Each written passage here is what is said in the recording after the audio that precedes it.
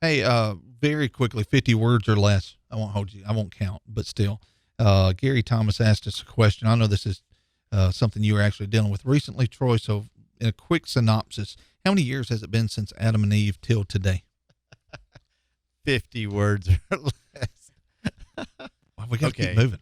All right. So basically, the reason we say what I'm about to say, here's the quick answer. That's one thing we need to always do is give you a quick answer, and then we can expound upon it. And we're going to expand upon this whenever we have a guest from, We're working on it. yeah. I don't want to say it yet. Okay, but we're working on a guest that deals with Christian evidences, and we think that would be a great show.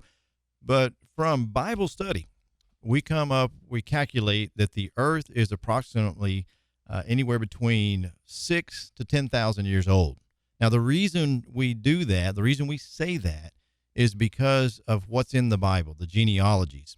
If you look in You're Genesis, talking about those places that we skip over when we read. I don't skip over them because I think they're fascinating. I don't skip over. I go back to them. I'm a genealogy nerd, I guess. So you're talking about like Matthew 1, the whole book of Genesis, and Well, that's what I was going to say. Genesis chapter 5, if you just count up all those, you get about 1,600 years. All right. Then you get to Genesis chapter 11. You get another 400 or 500 years between Shem, because you go up to the basically, let me start over from Adam up to the flood. And then Genesis 11, you go from Shem to Abraham, 400 or 500 years. And then from Abraham in Luke chapter 3 up to Jesus, 2,000 years. And then it's been 2,000 years since Jesus. You add all that together, you come up with approximately 6,000 years. There is some fluctuation in there, maybe 10. Let me give this quick answer that helps me to understand. How old was Adam on day one? he wasn't yet. When God created him. Oh, when he created, he was When he 1 created- year old. No. Day, yeah. Think about it. If was he already talking to man?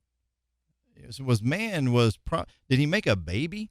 No, he was a man. If you meant by State that, of I thought maturity, you meant yeah. from day one, like God created the heaven and the earth. Day one, day 2, day 2. I see. I thought you meant day one. And day 6. Sorry. Okay, on day 6, how old was on Adam? Day 6. That's a.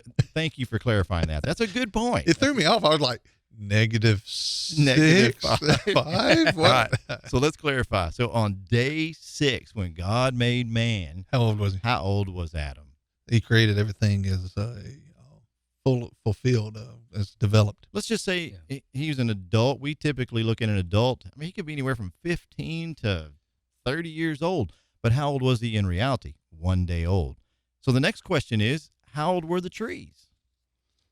How old were, those tortoises that live to be, 250 years old or something like that? How old was the tortoise? And that's what's interesting. It says that all the days, Genesis 5, verse 5, all the days that Adam lived were 930 years. And so That's interesting. He was, Yeah. that's kind of interesting.